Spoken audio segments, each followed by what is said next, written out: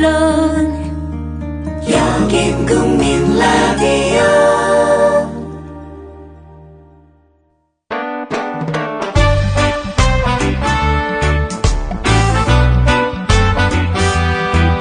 더 해봐요, 함께해요. 안녕하세요. 노동과 세계 진행을 맡은 민주노총 홍보실장 정호희입니다. 민주노총과 국민라디오가 함께 만드는 노동과 세계, 지금부터 시작합니다. 더 나은 세상, 아름다운 생각, 더 해봐요, 함께해요, 우리. 6월 28일 토요일 노동과 세계 12번째 방송입니다. 세월호 침몰 74일째입니다. 민주노총은 오늘 오후 4시 청계광장에서 생명과 안전을 위한 총궐기 대회를 가집니다. 관심 가져주시기 바랍니다. 오늘 방송은 1부와 2부로 나누어 진행됩니다. 1부에서는 작년 12월 철도 파업을 이끌었던 김명한 철도노조 위원장 모시고 얘기 나눕니다. 2부에서는 노동권은 물론 인권조차 침해당하고 있는 레이테크 코리아라는 회사의 여성 노동자들 이야기 듣겠습니다.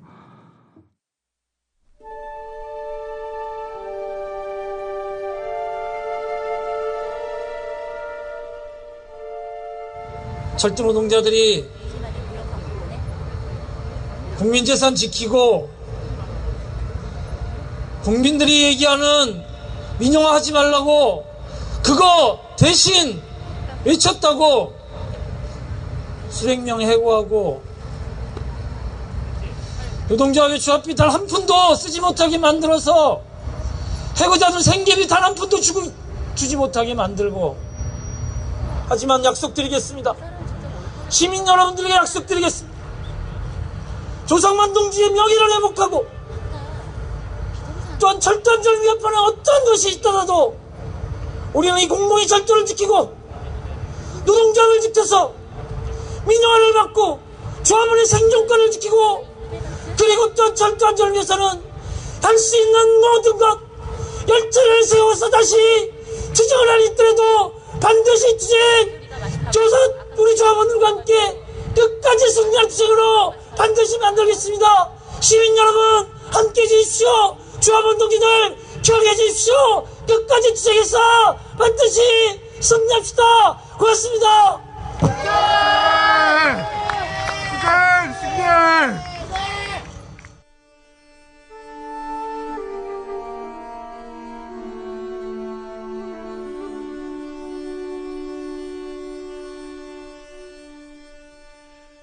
철도 민영화 저지를 위한 철도 노동자들의 23일간의 파업, 6개월이 지났습니다.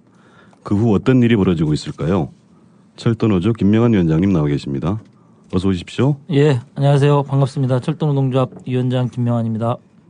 워낙 유명한 분이라 따로 소개는 필요 없겠습니다만, 그래도 철도노동자 김명한 이야기를 잠깐 해야 될 것 같아요. 언제 입사하셨나요? 예, 제가 지금 올해 이제 50인데요. 27살에 91년도입니다. 91년도 27살에 새마을호를 정비하는 새마을호 정비사로. 지금은 이제 새마을호가 열차가 완전히 바뀌었습니다만 그때 당시에는 이제 요즘 같으로 치면 이제 KTX급 되는 겁니다. KTX 최신형 KTX급을 정비하는 정비사로 이제 입사를 했습니다. 그래서 나는 그때 당시에는 젊은 나이에 뭐 새마을호 정비한다라고 하는 자부심도 좀 있었고 좀 잠깐 그랬던 적이 있었습니다. 지금 얘기하는 표정에도 자부심이 묻어납니다. 철도청 시절. 예, 그렇습니다. 철도청 시절이었고요. 그러다가 잘리잖아요? 예. 왜 잘렸습니까? 입사한 지 4년 만이었고요. 그때 당시에 철도노동조합은 4만 명 중에 약 10,000명가량이 이제 기관사와 정비사들만으로 노동조합 지부들이 묶여져 있는 전국 기관차 협의라고 하는 임의 조직이 있었어요. 그 임의 조직이 이른바 이제 노조민주화를 추진하는 세력이었죠.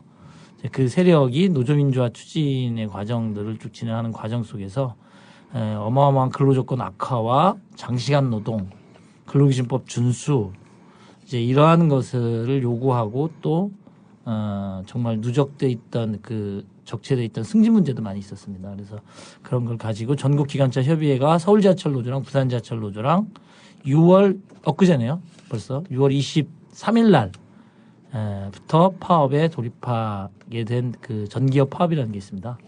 그래서 그 파업에 제가 그 전기업의 교육부장으로 입사한 지 얼마 되지도 않은 사람이 너무 좀 나댄 것 같긴 한데 교육부장으로 이제 있으면서 해고가 됐고요. 한 해고 생활을 한 10년 정도 했었습니다. 그리고 2004년도에 복직을 하게 됐고 두 번째 해고된 거는 2009년도 저희 이명박 정권 시절에 또 2009년도 파업할 때 제가 또 지부장을 맡게 돼서 또 두 번째 해고됐다가 또 운이 좋아서 또 복직을 했어요. 그렇게 해서 위원장을 이제 지난해에 맡게 됐습니다. 파란만장합니다. 이 파란만장하게 위원장이 되셔가지고 작년 12월 10일이죠, 그죠? 역사적 9일이죠. 9일. 1209 저희는 기표합니다. 이 12월 파업 전 과정, 이전 과정 왜 파업에 들어가게 됐는지도 부터 좀 설명이 돼야 되겠죠. 그러니까 국민 세금으로 사실 철도 운영에 대한 기반을 14조 5천억 정도를 투입을 했죠. 그리고 그것에 대해서 이제 운영 주체를 누구로 하느냐와 관련해서 이미 그것은 철도를 시설과 운영을 분리할 때 그 철도 공사가 맡는다라고 하는 걸 명시했습니다. 근데 그 독점을 깨겠다 이렇게 얘기를 하는데 그것은 적시되어 있는 거고요. 지금은 독점 체제가 아닙니다. 지하철에도 이미 복수의 민간 운영자들이 들어와 있고 이 때문에 따라서 그 운영권을 민간에게 개방하겠다. 민영화합니다. 그러니까 시설은 나라가 짓고 운영을 해서 돈을 벌어서 그 비용은 이른바 재벌이나 기업이 민간 기업이 가져가는 비용은 국민이 내고 이익은 재벌이 가져가는 이른바 민영화죠.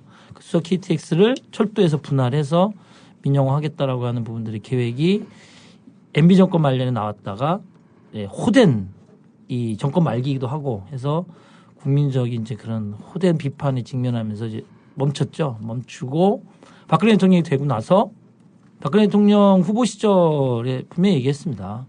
KTX는 국민의 그 발이기 때문에 민영화해서는 안 된다. 그리고 철도뿐만이 아니고 일반 공공인프라에 대해서는 충분히 논의를 한 이후에 민영화를 할 때 하더라도 충분히 어떤 논의 절차를 밟겠다. 이런 게 대통령 공약으로 나오기도 했고 저희 노동조합에 아주 이례적으로 그 단위 노동조합이 이렇게 준 적이 있는지 모르겠지만 그 내용을 문서로 만들어서 저희 노동조합에 줬었어요. 박근혜 대통령이. 그래서 저희는 사실 우려점도 있었지만 그것을 믿었다기보다도 어쨌든 그것이 있으니 그렇게 빨리 추진하겠는가라고 했는데 이 정권 들어오자마자 3개월 만에 다시 수소 KTX 내각 철도 발전 방안이다라고 하는 것 중에 하나에서 분할 민영화하지 이렇게 해서 그 논쟁이 이제 1년 내내 되고 그 논쟁의 정점에서 결국은 철도에서 분할하는 이사회 결정을 12월 8일 날 그러니까 12월 10일 날 결정을 해서 이제 강행을 하게 되면서 저희들이 파업에 돌입하게 된 거죠. 12월 9일에 돌입해서 무려 23일을 갔습니다. 철도노조 위원장으로서 지도부에서 이렇게 오래 갈 계획을 잡았던 건 아니죠. 제가 먼저 고해성사를 하자면 저희는 파업 프로그램을 6일짜리 프로그램을 갖고 들어갔습니다. 6일 이후에 어떤 파업에 대한 프로그램이 솔직히 없었어요. 하지만 물러서지 않겠다라는 결의는 명확하게 있었습니다. 왜냐하면 6일 되면 우리 대우가 혹시나 무너질 수도 있고 아니면 저쪽의 침탈에 의해서 될 수도 있고 여러 가지 가능성들이 대단히 높다. 왜냐하면 우리 대우가 가장 강하게 파업을 했었던 2009년도의 경우도 사실 이제 6일이 넘어가면서 우리 내부가 상당히 이제 주저앉는 경우들이 많았기 때문에 그렇게 시작했던 파업이고요. 다만 민영화 투쟁과 관련해서는 물러서지 않겠다라는 결의만 갖고 사실 우리가 현재 준비할 수 있는 정도는 한 6일 정도 되지 않겠냐라고 하는 것을 가지고 6일짜리 파워 프로그램을 갖고 시작을 하게 됐습니다. 근데 왜 길어졌냐고요?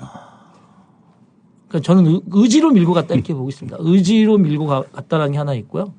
두 번째는 뭐 저도 뭐 그런 표현 쓰는데 우리 파업하는 과정에 한 4번, 5번 정도 하는 과정에 그 2000년대 초반부터 해서는 철도노조 파업하면 국민의 발을 볼모로 잡는다 이렇게 하면서 돌을 맞았거든요. 돌을. 시쳇말로. 근데 이번에는 제가 우스갯소리로 이렇게 얘기합니다. 돈을 맞습니다. 돈. 성금이 보내시는 거예요. 그리고 저희들의 파업을 지지하기 위해서 좀 깜짝 놀랐어요. 제가 광우병 때도 알긴 알았어요. 소울드레스라고 하는 그 인터넷 카페나 그리고 이제 인터넷에 뭐 여성분들이 이게 또 동호회 같이 이렇게 하는 그런 카페들인데 거기서 지지도 선언할 뿐만이 아니라 직접 우리 파업하고 있는 모여 있는 현장에 와서 그렇게 지지를 해주는데 그 사람들이 지금 전 특별한 사람인 줄 알았더니 안 그렇더라고요.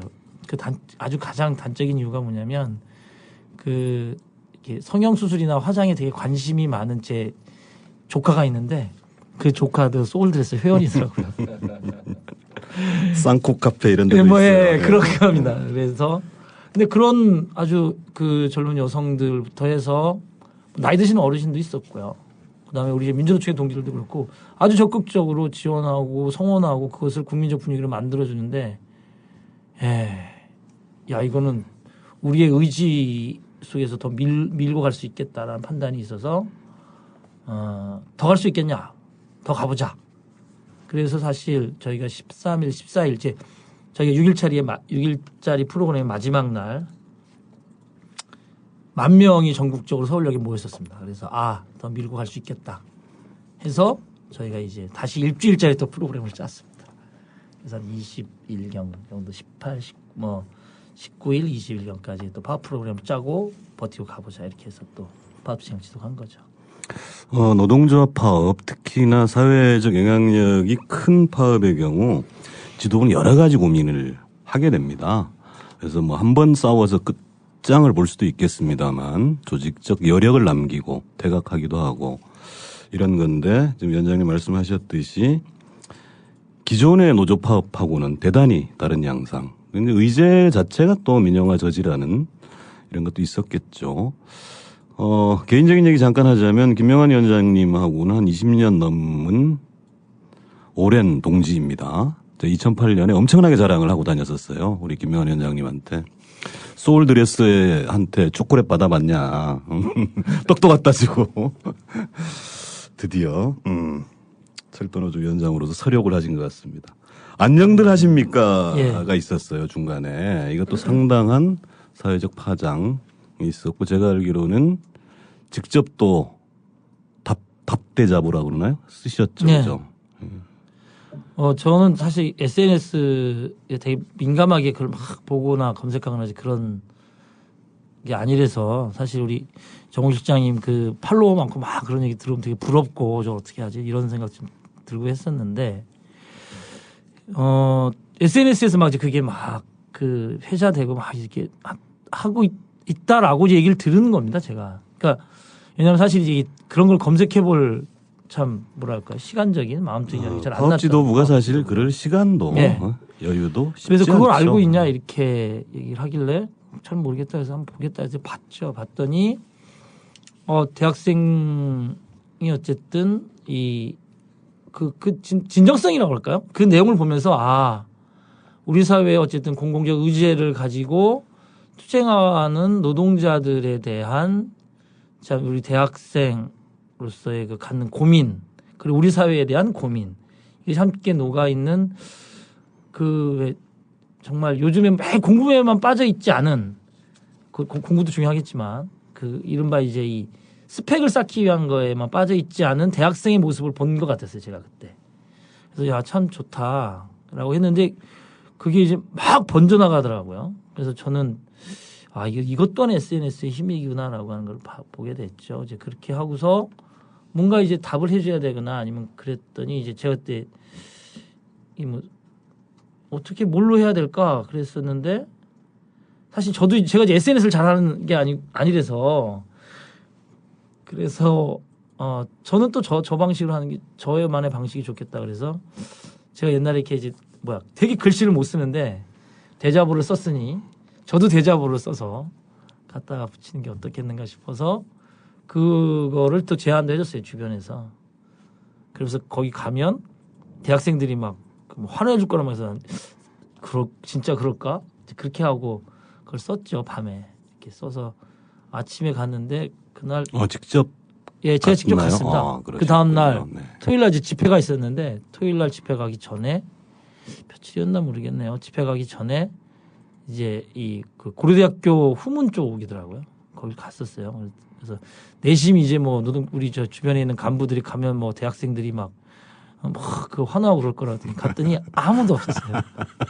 진짜 아무도 없었어요. 아무도 없었어요. 도대체 누가 그렇게 그러니까 이른바 뻔뿌질 하셨나요? 네, 진짜 아무도 없어가지고 정말 뻘쭘해서 안녕하십니까 처음 대자보 붙었던 데부터 해서 한 100m가 넘는 게 옆으로 계속 붙어 있는 거를 다 보지 못하지 그 대자보만 확인하고 근데 거기서 바로 옆에다가 붙일 데도 없더라고요. 그래가지고 정말 뻘쭘하게 저 끝에 이렇게 남는 공간에다가 그걸 붙이고 그 붙이는 거를 저희 간부가 사진을 찍고 인증샷 남겨놓고 그러고 왔었어요. 이제 그러고 왔는데 그날 오후 저녁 때 집회가 끝났는데 이제 집회가 끝나고 저는 이제 민주노총에 있는데 저희 집사람이 이제 민주노총에 저 보러 왔다가 그런 걸 썼냐고 그러더라고요. 그래서 쓴 적이 있다고 그거 어떻게 하냐고 그랬더니 SNS에 그게 또 올라왔다고. 그래서 이 SNS라는 게 참 이게 뭔가 싶더라고요. 하여튼 그때 그런 어쨌든 일화가 있습니다. 네, 다들 아시겠습니다만 그 12월 9일 파업 돌입과 동시에 철도노조 지도부가 민주노총이 있는 경향신문 건물로 들어옵니다. 왜냐하면 사실은 우리야 합법 파업입니다만 불법 시비에 휘말릴 거고 또 지도부를 잡아가는 이런 사태들이 예상됐기 때문에 12월 9일부터 민주노총의 상황실을 설치하고 지도부가 전부 들어가 있었죠. 그 와중에 이제 드디어 12월 22일이 도래합니다. 예. 여러 가지 이름을 붙입니다만, 제가 사실은 김명한 위원장님을 급하게 팟캐스트 합시다 이렇게 한 거는 뭐였었나면 지난주 21일이죠, 그죠? 전주에 우리 버스 노동자 진기승 열사 집회가 있었어요. 저도 갔는데 아주 오래전에 알던 우리 표현으로 그냥 짭새죠, 정부과 형사가 부산에서 알던 얼굴을 알던 정부과 형사가 어디 거기 있더라고 그러더니 갑자기 와가지고 팟캐스트 잘 듣고 있다고. 이게 이른바 이제 그쪽도 어쨌든 나름 관리 대상이네요 국민 TV도.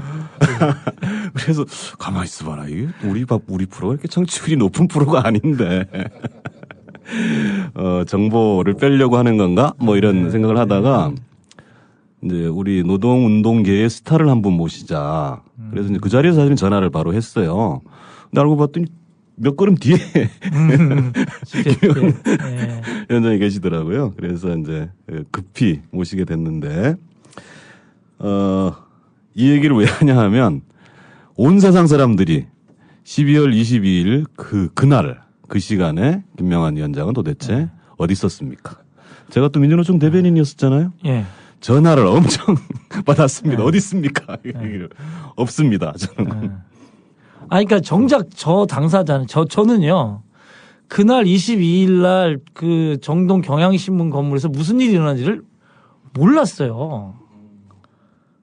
그러니까 정말 아이러니했던 겁니다. 제가 이제 경찰 조사 받으면서 제가 이제 지하철로 왔다 하면서 그걸 봤냐는 거예요. 그래서 지하철 타고 가면서 내가 그 TV나 이런 데서 그건 봤다. 근데 저게 나를 잡으러 저렇게 했다라고 하는 거에 대한 제가 실감을 못 하겠더라는 거죠. 실감을 전혀 못 했어요. 실감을 전혀 못 하고, 노동조합 지도부가 의연하게 있다가 경찰로부터 탄압에 의해서 잡혀가는 모습을 보여줄 거냐. 아니면 도망 다닌다라고는 하지만 실제로 지금은 그렇게 잡히는 것이 중요한 것이 아니고 이 투쟁을 위원장이 잡혀서 대우가 꺾이고 기운이 꺾여서 하는 것보다는 위원장이 잠시 숨는 한이 있더라도 어디를 피하는 한이 있더라도 지도부가 이 투쟁을 계속 이끌어 가야 된다라고 하는 판단이 좀 있었습니다. 그래서 아시겠지만 뭐 경향신문 건물 뭐 대단히 복잡하고 해서 나중에 아마 저도 뭐 나중에 들은 얘기인데 그 22일 날 공권력 침탈 이후에 다시 건물 수색을 다시 했더니 뭐 그때 새로 발견된 출구가 몇 개 더 나올 정도로 그 출입문이 더 나올 정도로 뭐 복잡했다 이렇게 하는데 예 그렇게 해서 정말 뭐라 그러나요 그 제가 실감이 안 났을 정도로 이제 밖에서 이렇게 뭐죠 TV나 이런 걸 보면서 예 좀 그런 느낌을 많이 받았었습니다. 어쨌거나 일부 종편은 하루 종일 생중계를 해주는 바람에 굉장히 유명해졌습니다. 그 일로 구속이 되셨죠? 네, 파업 뭐 업무방해로 했어요. 예, 구속영장 신청해서 저하고 수석부위원장님하고 사무처장하고 서울본부장 4명이 이제 구속이 됐다가 2월 말쯤이죠. 2월 말쯤에 그런 얘기 하던데 이 보석으로 이제 그 나오게 됐는데 그런 경우도 되게 또 그 없는 경우라고 또 그렇게 얘기를 해서 좀 뭐 아이 근데 뭐 그게 의도도 아닌데 아무튼 이렇게 풀리네 뭐 이런 생각도 좀 했었습니다. 우리 주변에서는요. 이게 또 철도노조 위원장쯤 되는 거물이 구속돼 있으면 면회 가야 되거든요. 눈도장도 찍고 이래야 되는데 저도 면회를 못 갔어요. 설마 몇 달은 더 있겠지. 너무 빨리 나오시는 바람에 그렇습니다. 지금 우리가 사실은 웃으면서 얘기를 하고 있습니다만 그 이후 철도 파업 후 사실은 오늘 그 얘기를 집중적으로 하려고 합니다. 철도 파업 작년 12월 파업을 얘기하는 거죠. 1209 파업 뭐 이렇게 부르죠. 그 이후에 상황 그다음에 탄압 그리고 여전히 또 민영화는 착착 진행되고 있다는 것 이런 얘기를 좀 할까 합니다. 어떤가요? 그 후에 철도 내부 상황은?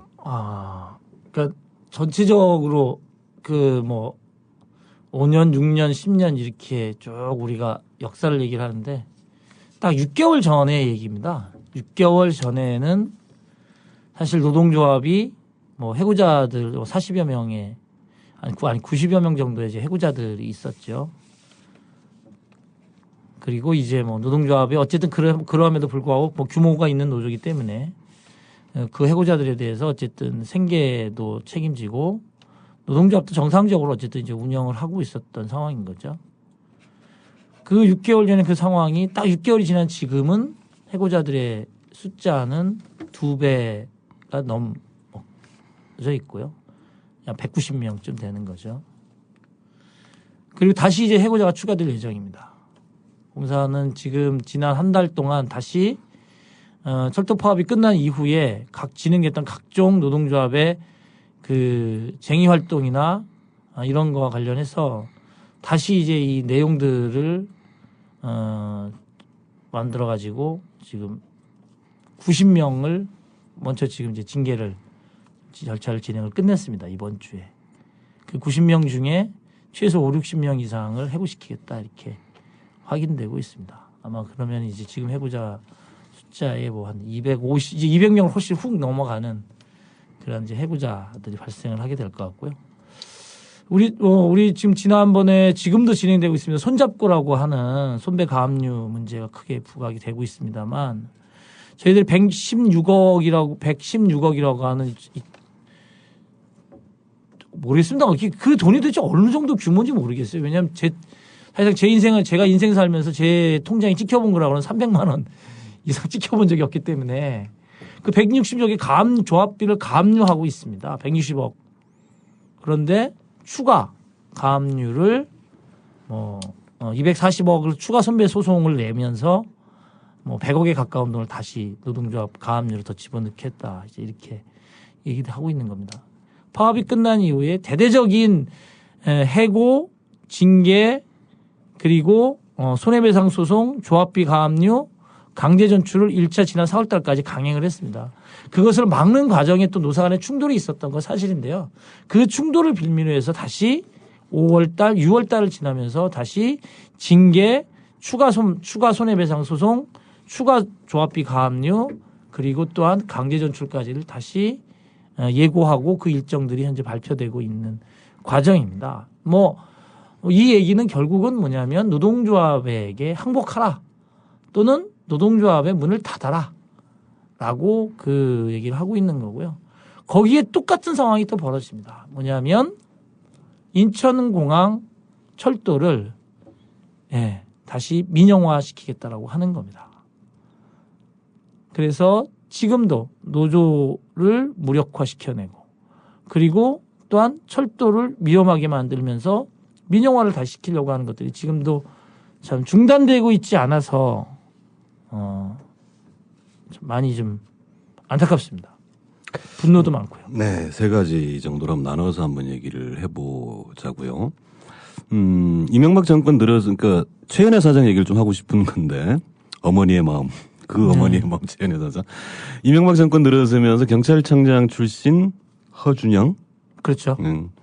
씨를 KTX 사장으로 보낼 때부터 사실은 첫 번째 노조를 없애거나 무력화하겠다 이런 것들이 있지 않았나 싶고 두 번째는 철도 민영화는 죽어도 하겠다는 거잖아요, 그죠? 그렇죠. 지금 진행되는 거 보면, 그다음에 세 번째는 이게 정권 차원에서 도대체 왜 그러는지 모르겠습니다만 우리가 세월호 참사나 이런 것들을 보면서 진짜 온 국민들이 피부로 느끼게 되는 안전을 무시한 이윤이 우선하는 이런 것들이 아닌가 싶은데 많은 분들이 궁금해하실 거예요. 첫째, 최은혜 사장은 요즘 뭐 하고 계시나요?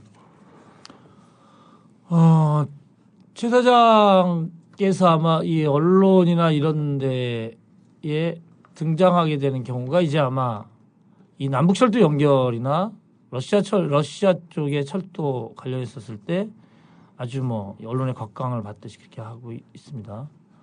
대단히 국가적으로 대단히 중요한 일이라고는 맞습니다. 그럼에도 불구하고 요즘에 그 노사 간에 어쨌든 충돌이 되는 것들이 계속 있음에도 불구하고 자주 보지는 못하고요. 요즘에 자주 보지는 못하고 계속 이제 인천공항 매각 문제라든가 아직 인천공항철도 매각 문제라든가 아니면 이 국토교통부의 어쨌든 각종 민영화나 아니면 구조정 정책에 대한 그런 거에 대한 어쨌든 이제 보고도 이쪽에서 저희 쪽 상황도 보고하고 그쪽에 요구도 듣고 오고 그런 과정들이 계속 반복되고 있는 것 같고요. 노사관계 속에서는 한 달 반? 한 달에 한 번꼴 정도는 테이블에 앉아서 얼굴은 보고 있습니다. 그런데 지금 뭐라 그럴까요? 너무 비하하는 발언인지 모르겠지만 지난 파업전의 노동조합에 대한 이 자세, 노동조합을 대한 태도, 사측의 노동조합을 대하는 태도에 변화가 없다 바라보는 것에 그런 거에 대한 실망감이 좀 있고요. 제가 그런 인터뷰 기억이 나는데 작년 초에 제가 위원장 되고 나서 박근혜 정부의 노동 정책에 대해서 어떻게 생각하시냐 이렇게 어디든 그 신문이랑 인터뷰를 하면서 그렇게 물어보셨는데 저는 노동 정책의 문제보다는 박근혜 대통령이 노동에 대해서 혹시나 관심이 없는 게 더 문제 아니겠느냐 이런 생각이 많이 들었어요. 근데 정말 노사관계에 대해서 우리 최은혜 사장님께서 관심이 없는 거 아니냐 이게 더 큰 문제 아니겠나 싶습니다. 그렇죠. 자, 두 번째. 극악한 노조 탄압을 당하고 있습니다. 손잡고 얘기하셨는데 민주노총 차원에서 전체 집계 한 1,300억 정도가 돼요. 근데 이 중에 상당수가 사실은 또 철도 파업에 손배 가압류인데 여기다가 이제 징계 해고 그다음에 손배 가압류 이런 건데 노조 차원에서는 어떻게 돌파 이겨내려 하시는지. 저희들이 그 다른 노동조합보다요 이 조합비라고 하지 않습니까? 이게 되게 세요. 왜냐하면 해고자들이 많으니까 구호를 해야 되니까. 그래서 다른 노동조합보다 한 1.5배 정도 많습니다. 솔직히. 근데 이번에 더 올렸어요. 그래도 그건 또 규약을 또 개정해야 되는 사안이라서 3분의 2에 얻어야 되고요. 그 조합비를 한번 올렸다가 내린 적이 3년 전에 한번 그랬습니다. 근데 3년 만에 다시 또 이제 노동조합의 조합비를 지금도 대단히 높은데 한번 더 올려야 되는 거죠. 이것은 단순히 우리가 해고자들을 구하자는 수준이 아니고 우리 노동조합을 지키자. 그리고 이 노동조합이 국민들에게 어쨌든 관심을 받고 있고 뭔가 잘해줬으면 좋겠다라고 하고 있는 이 조직을 없애면 안 되겠다. 없어지면 안 되겠다. 그러려면 우리 해고자들이 똑같이 어쨌든 그 희생한 해고자들이 우리 조합원들이 함께 똑같이 아픔을 나누기 위해서는 노동조합이 조합비를 올릴 수밖에 없는 거 아니냐. 그래서 뭐 옛날에 보면 삼총사 영화 보면 많이 나오잖아요. 한 사람은 모두를 위해서 그리고 모두는 한 사람을 위해서 라는 캐치프레이즈를 걸고 이번에 제가 이제 전국을 순회하면서 조합원 동지들에게 조합비를 좀 인상합시다 이렇게 요청을 드렸고요. 74%좀 나왔습니다. 찬성이. 그러니까 이제 전체 찬성률이 그래서 3분의 2는 뭐 훌쩍 넘겼고요.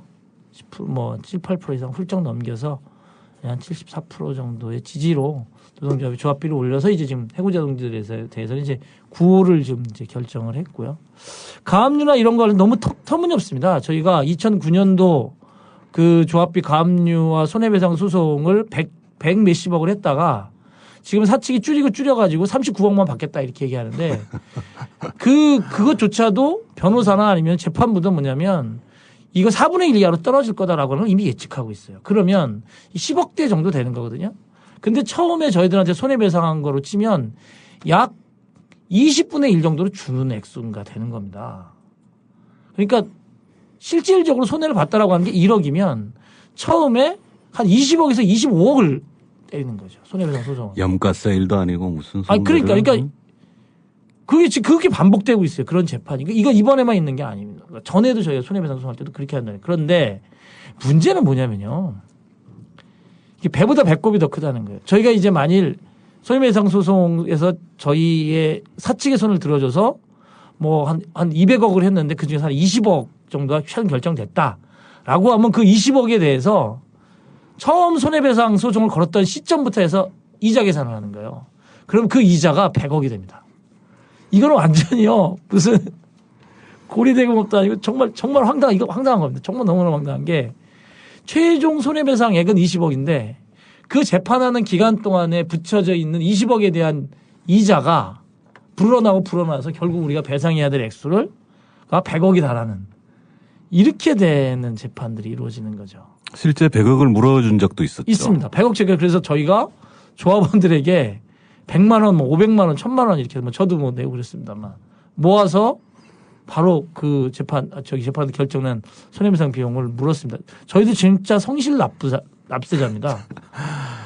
정말 정부에 100억씩 이렇게 돈 모아서 세금 내고 그랬던 사람들입니다. 우리가 노조 파업에 대해서 민사소송을 한다는 건 사실 말이 안 되는 거죠. 근데 이런 짓들을 하고 있다는 것이고요. 요즘 또 그 회자되는 말 중에 의리 있잖아요. 의리. 의리의 철도 노동자들입니다.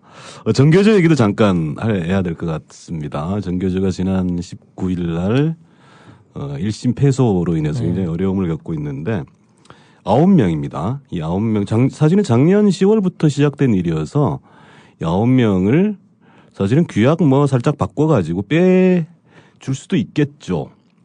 근데 이걸 이제 전 조합은 찬반 투표에 붙였습니다. 그러니까 규약을 바꾸어서 이분들을 어쨌든 서류상으로도 뭐든 제외할 것이냐, 혹은 법의 노조를 감수할 것이냐. 법의 노조 감수하겠다가 68.9%가 나왔습니다. 제가 액수는 말씀 안 드리지 않겠습니다만 철도 노조 조합원들 조합비 위원장도 말씀하셨습니다. 엄청납니다. 근데 여기다 더 내겠다는 것이 74%. 그야말로 의리의 선생님들, 의리의리한 철도 노동자들 같습니다. 세 번째, 자, 어쨌든 우리가 이제 민영화 저지를 위해서 파업을 했고, 매듭을 짓지 못했습니다만, 그야말로 전 국민적 지지, 그 다음에 철도 노동자들의 엄청난 희생 속에 6개월이 지금 지났습니다. 인천공항철도 얘기도 좀 하고 하셨습니다만, 좀 구체적으로 어떻게 진행되고 있는지, 또 뭐가 문제인지, 또 어떻게 막아야 되는지, 이런 얘기들이 필요할 것 같습니다. 그러니까 이제 인천공항철도는 지금은 철도공사회 자회사입니다. 공항철도 주식회사인데요. 그게 이제 공항철도 주식회사죠. 근데 이제 그것이 이제 이른바 이제 정부 공기업의 현재 자회사 형태로 되어 있습니다. 제가 왜 이 말씀을 드리냐면 수석 KTX 주식회사를 마찬가지입니다. 그렇죠. 공항철도가 흔히 에어트레인이라고 합니다.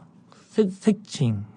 에어트레인 맞았습니다. 처음에 공항철도를 만들 때 민간 자본을 투자해서 민간 자본에게 이른바 수익률을 보장해주고 30년 동안 국민의 세금으로 수익이 그럼 안 나면 그만큼까지 메꿔주겠다라고 하는 돈이 약 1조 5천억 정도가 됐다라고 하는 겁니다. 이거는 그런데 저희가 왜 제가 그 비아냥거리는 말로 에어트레인이라고 했냐면 사람이 안 타고 공기가 타고 다닌다고 해서 에어트레인입니다. 저도 한두 번 타봤는데 정말 텅텅 비어 있더라고요. 그래서 이것이 국민의 세금으로 그 수익이 안 나는 부분을 계속 메꿔주고 수익률을 계속 보장해주는 이것이 과연 맞는 이것이냐? 맞지 않다. 민영화된 철도가 결국은 자기 수익을 내기 위해서 그렇게 했음에도 불구하고 나지 않는 이유는 또한 계산을 잘못했다는 얘기예요. 처음에 승객이 흔히 해서 10명 탈 거다라고 보고서에 나왔는데 1명 타는 겁니다. 실제로 그렇고. 그거를 이제 저희가 떠맡았어요. 그게 1조 8천억입니다. 그러니까 이게 지금 몇 조 이러는 거에 대한 제가 돈으로 가서 이게 말씀을 드리는데 저도 잘 모르겠어요. 이게 도대체 얼마나 큰 돈인지는 사실. 1조 8천억이라고 하는 건 빚을 지면서 다시 저희 철도공사 부채를 안고 그 공항철도를 인수한 거죠. 공항철도 민영회사를 다시 인수해서 이른바 공기업 자회사를 만든 거예요. 그것도 되게 논란이 많았습니다. 그때 당시에. 특혜, 준 것이 특혜고 그것의 특혜에 대한 단물을 다 빨아먹거나 아니면 그 문제되니까 다시 정부가 떠안으면서 그것을 철도공사가 다시 그 책임을 다 져야 되는 이런 상황이 왔는데 자, 이제는 에어트레인이 아니고요. 실제 에어트레인 역할을 하고 있습니다. 그 얘기는 뭐냐면 철도는 네트워크입니다. 그래서 서울역에서 출발해서 인천공항까지 가는데 환승 절차들을 다 만들었습니다. 시간 차이는 크게 나지 않아요. 그랬더니 손님이 탑니다. 왜? 시내로 들어오려고 시외로 나가려고 인천공항을 가고자 하는 것이 아니고 그렇게 환승과 네트워킹망들을 만들기 시작을 하니까 승객이 확 느는 거죠. 140%가 넘게 늘었습니다. 그러면서 경영수지가 개선되기 시작을 한 거죠. 즉 네트워크 막혀있는 그러한 철도를 네트워킹을 통해서 망을 형성하니까 승객이 타면서 경영수지가 개선되면서 사실상의 철도로서의 역할들을 제대로 해나가게끔 하고 있는 거였죠. 그랬더니 이제 지금은 이유는 뭐냐면 철도공사의 부채를 줄이기 위해서 민간에게 다시 매각해야 된다 이렇게 나오고 있는 겁니다. 철도공사가 운영을 포기하겠다 이렇게 얘기를 하는 겁니다. 자회사를 포기하겠다. 이제 수지 남기 시작하니까 포기하겠다. 글쎄요, 뭐 그런 거죠. 그런데 수지가 남는 것이 아니라 그 팔겠다는 내용이 더 기가 막힌 겁니다. 수익률을 더 낮춰요. 그리고 최소 보장률이라고 하는 액수도 더 낮춥니다. 지금 이제 서울시 박원순 시장이 그 9호선 민간 회사 거를 받아가지고 운영하면서 그 다 낮추고 서울시민 세금들을 줄이듯이 이렇게 하겠다는 거예요. 그러면 더 큰 문제는 뭐냐면 그거를 인수한 민간 회사는 그러한 수익률이 낮은 걸 감수하면서 계속 투자를 해 나갈 거냐? 안 한다는 거죠. 자기 수익을 확보하기 위해서 안전조치에 들어가는 비용, 인력에 들어가는 비용 이걸 더 낮춘다는 겁니다. 그렇게 되는 거예요. 그래서 민영화되면 사고의 위험과 사실상의 그 현장에서 일하고 있는 노동자들의 이 그 산업재해에 대한 가능성 이런 것들이 엄청나게 높아진 이유와 흐름이 그렇게 형성이 된다는 거죠. 왜냐하면 민간 자본은 수익을 못 내면 자본이 아닌 거지 않습니까? 예. 네. 그래서 그렇게 지금 제시되고 있는 걸 누가 인수하겠냐? 인수합니다. 민영화시키면 인수 반드시 할 겁니다. 누가. 그런데 자기 수익률을 기본적으로 계산해서 그거를 확보받기 위해서 더 들어가는 비용을 낮추겠죠. 수익이 많이 안 나면 비용을 낮출 수밖에 없으니까. 이것도 이사회 결정으로 가나요? 예, 이사회 결정으로. 법적 절차도 없이? 예, 이사회 결정했고요.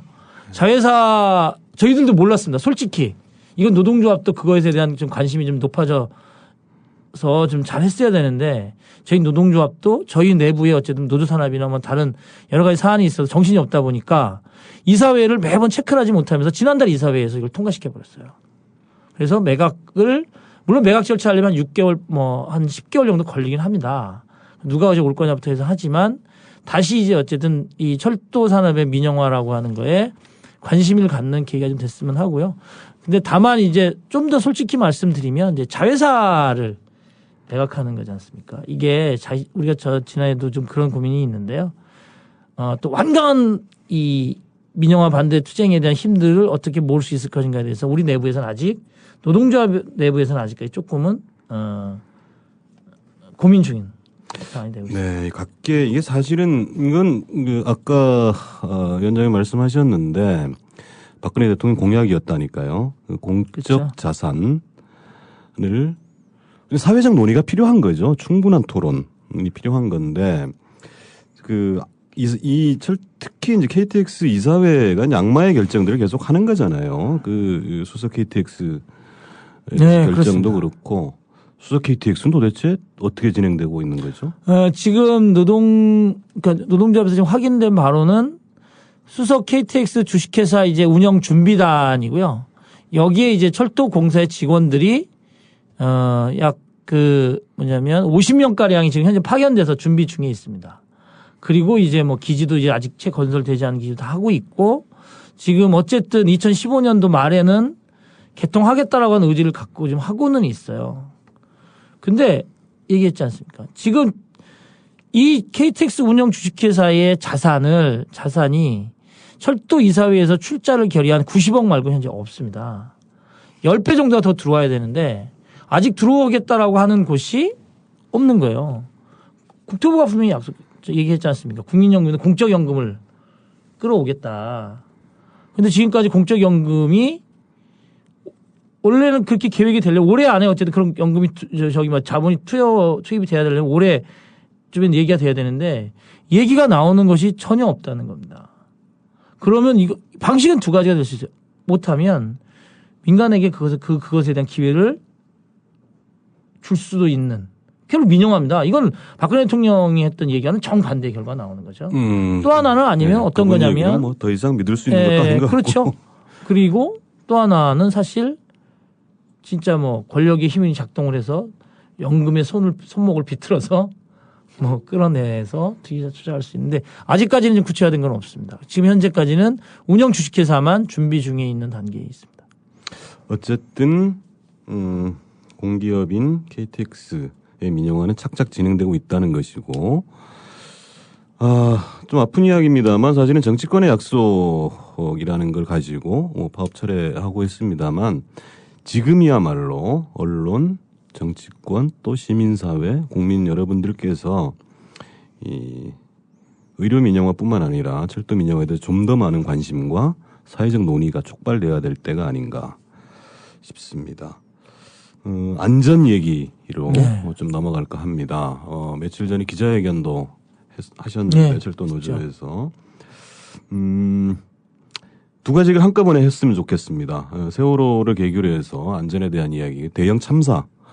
사실 딱 떠오르는 다음은 뭘까 이런 생각들이 다들 떠오릅니다. 첫 번째 1, 2위가 꼽히는 게 원전 아니면 철도일 거다. 이런 얘기를 뭐 너무 쉽게 하거든요. 어떤 건지 지금 실태가 안전의 실태. 예. 그러니까 이제 아주 좀 쉽게 얘기하면 열차가 이렇게 곡선이 되면 열차 속도가 좀 줄잖아요. 그러니까 왜냐하면 속도를 높이면 잘못하면 탈선하니까. 그리고 그런 곡선을 운영하다 보면은 또 각종 기계 장치가 그런 게 더 예민해지고 더욱더 부하가 많이 걸리거든요. 그 두 가지 경우가 다 나타나고 있습니다. 지금 현재 한국 철도는 철도 레일을 최대한 곡선 직선으로 깔고자 합니다. 왜? 속도를 높이려고.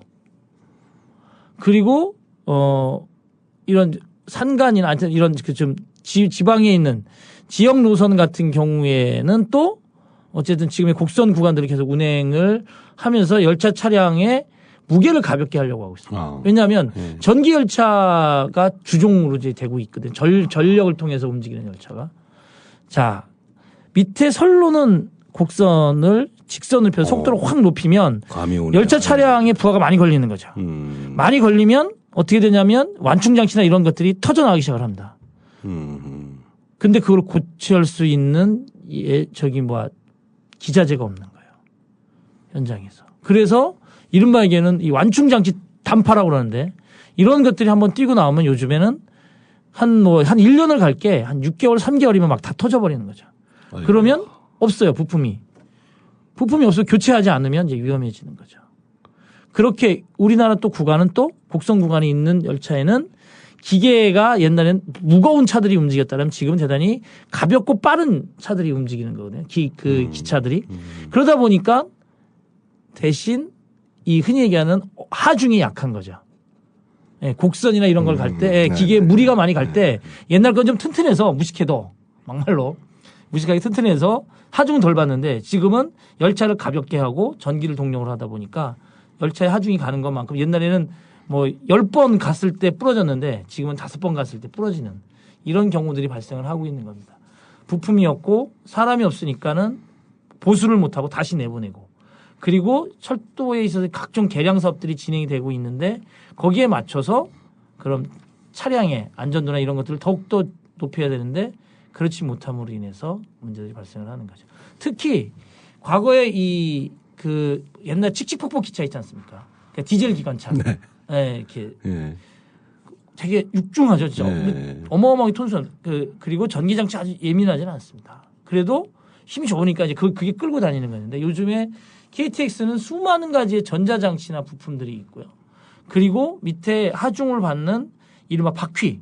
네. 이런 부분들에 있어서 연결되어 있는 장치들이 정밀한 장치들이기 때문에 그리고 고속으로 가는 거기 때문에 문제가 발생하면 즉시 고쳐야 됩니다. 그런데 그것을 문제가 발생을 했는데 안 고치고 있는 거죠. 지금.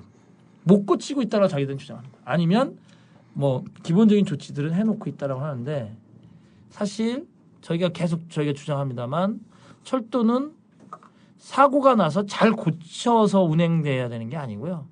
사고가 나기 이전에 예방을 하는 겁니다. 사고 나면 안 되는 거죠. 그렇죠. 그 며칠 전에 기자회견 할 때 보니까 KTX 산천 얘기, 네. 그다음에 뭐 철피아 얘기도 하고 그러면서 사실 운행을 중단해서라도 지금 점검해야 된다. 안 그러면 그렇습니다. 대형 사고 위험이 있다 이런 거잖아요. 조금 더 설명. 비파괴 검사라고 하는 게 있습니다. 그러니까 KTX는 한 양에 그러니까 열차 한 양에 바퀴가 달려 있는 게 아니고요. 그 유연성과 속도를 높이기 위해서 한 양과 한 양 사이를 밑에 있는 바퀴가 같이 붙어 있어요. 그래서 네. 바퀴 숫자를 줄이는 거, 무게를 줄이는 거죠. 그렇게 하면. 아이고야. 예. 네, 그게 무게 빨라질 수 있으니까요. 그러면 그 바퀴 있는 장치, 바퀴만 있는 게 아니고 실제로 안에서 전자장치와 감속장치와 그 바퀴를 연결하는 차축과 이런 것들이 일체형으로 되면서 대단히 중요한 이 역할을 하게 되는 겁니다. 그걸 흔히 하는 우리 주행장치라고 하거든요. 가고 서고 하는 장치, 주행장치죠. 근데 그걸 검사하려면 비파괴 검사를 해야 되는 거죠. 왜냐하면 쇠 속이 안 보이니까 큰 이 쇠가 있는데 그 쇠 속을 보는 걸 비파괴 검사라고 하는데 그게 한 번 하는데 꽤 드는 모양입니다. 한 1,000만 원 이상이 드는 모양이에요. 그걸 다 하려면 이제 예산이 필요한 거니까. 근데 그걸 못 하고 있다는 거예요. 아니, 조 단위가 왔다 갔다 하고 사람이 인명이 왔다 갔다 그쵸. 하는 판에 1,000만 원이 지금 돈. 그렇죠. 그래서 저희들은 얘기를 하는 거죠. 두 가지가 예산이었으면 예산 확보해라. 근데 더 큰 문제는 뭐냐면 열차를 다 투입을 했기 때문에 그 열차를 쉴 수가 없다는 거예요. 파괴한다. 그 검사를 시행할 시간이 없다는 거예요. 그래서 저희가 요구하는 겁니다. 수익이 줄어드는 한이 있더라도 열차를 운행해서 운임료를 차표값을 못 받는 한이 있더라도 그렇게 돈 아무리 벌어봐야 KTX 산천이라는 차 가다가 그 가고 서고 하는 그 주행장치에 이상이 생겨서 선로로 이탈하는 순간 이거는 정말 순식간의 모래탑, 사상누각이다. 사상누각. 아무리 돈 벌면 뭐합니까? 그로부터 떨어지는 철도에 대한 신뢰, 인명사고, 대형사고 납니다. 특히나 300km 달리면서 이 선로를 이탈하는 거는 상상을 불허하는 겁니다. 그런 사고가 그럼 없었냐? 실제로 있었습니다. 독일에도 그런 경우가 발생했었어요.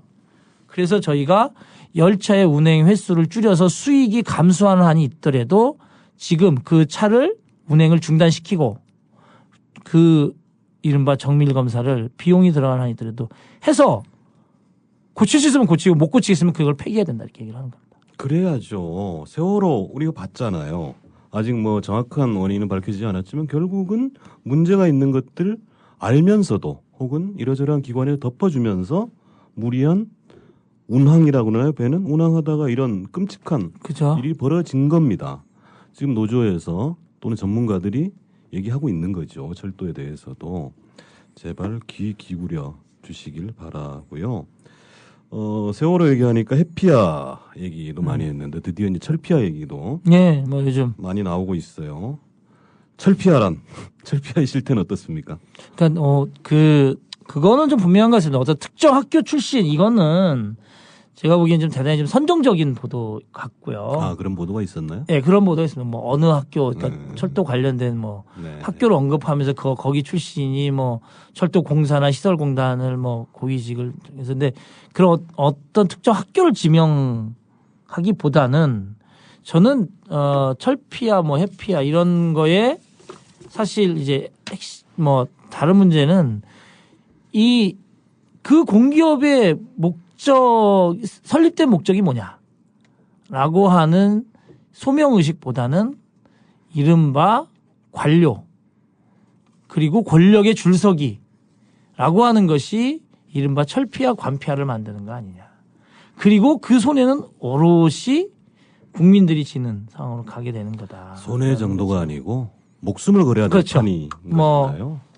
정말 뭐 좀 더 뭐 좀 이렇게 한다라면 생명에 있는 거죠. 어떤 가장 그 흔한 경우가 그겁니다.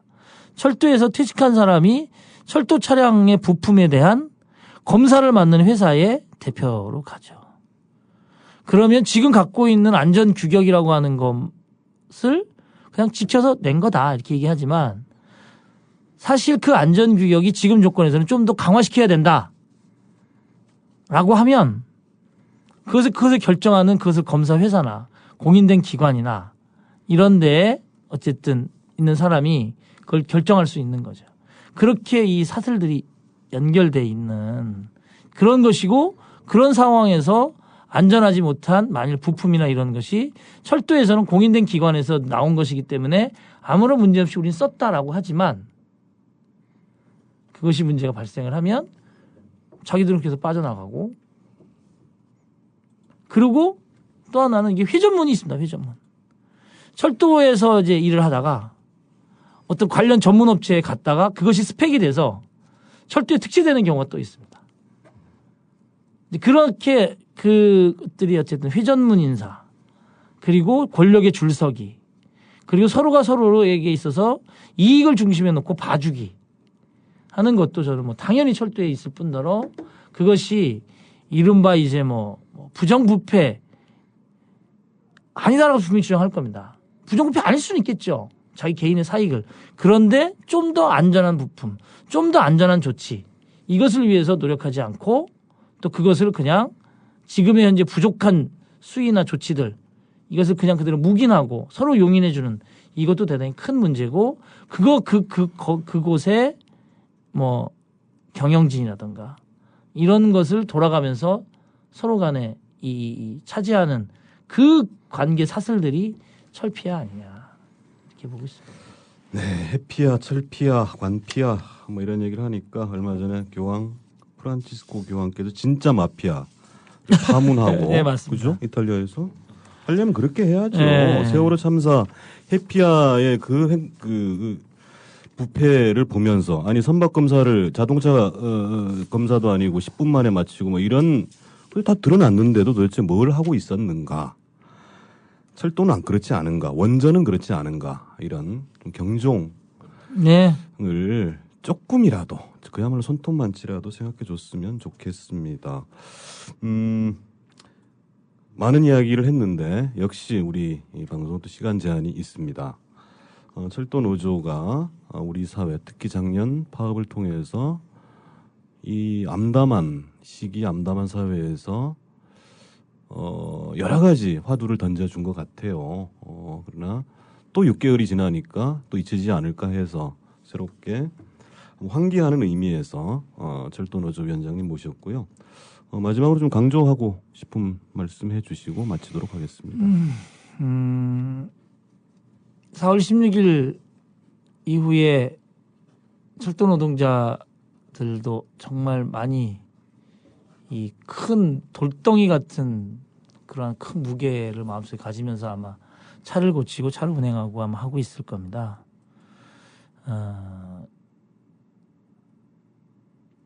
6월 27일, 28일 철도 노동자들이 제2의 세월호가 철도가 되지 않게 하겠다. 우리 사회에 제2의 세월호를 만들지 않겠다라는 결의를 각오로 해서 1박 2일 동안 전국에 있는 간부들 200여 명이 상경을 해서 저희들이 이제 그 철도 안전에 대해서 지켜야겠다는 투쟁에 대한 결의를 밝히고 국민들과 함께 그 내용들을 서로 공감하는 소통하는 선전 활동이라는 것도 진행을 하고요.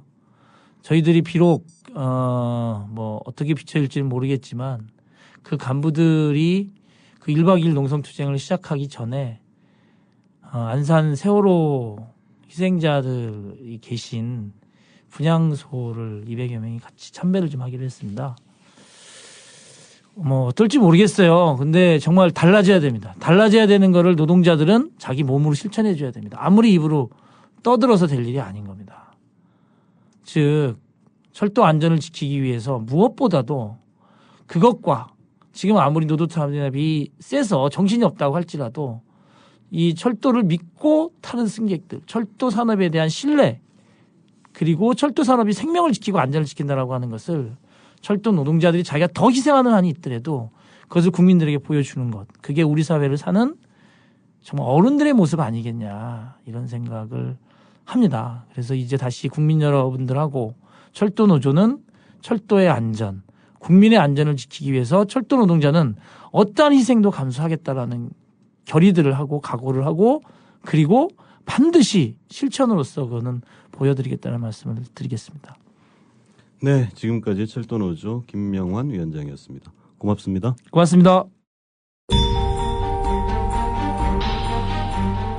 작업장에서 일하는 여성 노동자의 얼굴 코앞에까지 얼굴을 드밀며 누구누구씨 나가세요! 여성들이 옷을 갈아입는 탈의실에 CCTV를 설치해 놓은 것이란 말입니다. 자본보다 사람이 존중받는 그런 사회를 위해서 민주노총 싸울 겁니다. 민주노총 여성이 이 레이스크 코리아가 해결되는 것이 제대로 해결되는 것이 그 길의 첫 번째 임무라고 생각하고 정말 열심히 싸울 겁니다.